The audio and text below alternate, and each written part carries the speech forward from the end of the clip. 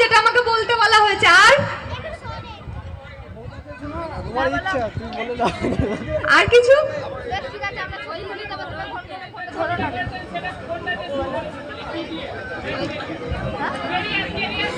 আমার ক্যারিয়ার এই দুটো করার আগে আমি ফ্যাশন করতাম, সেখান থেকে শুরু। আপনার পথ চলা, আপনার অভিজ্ঞতা, আমরা সবকিছুই শুনতে চাই। আপনি তো বলেই দিলেন দুটো, তার আগে আমি ফ্যাশন করতাম, এইটুকুনি আমার ছোট্ট ক্যারিয়ার। আচ্ছা ডায়ালগটা বলে দিই। এই যে চলমান ইনস্টিটিউশন, আপনি খুব ভালোভাবে জানেন কোর্টের ভেতর আমার মুখ চলে আর কোর্টের বাইরে আমার হাত চলে।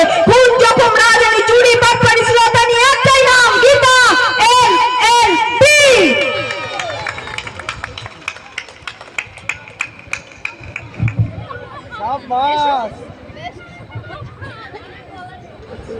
মুখ এবং হাত দুটোই সমানভাবে চলে।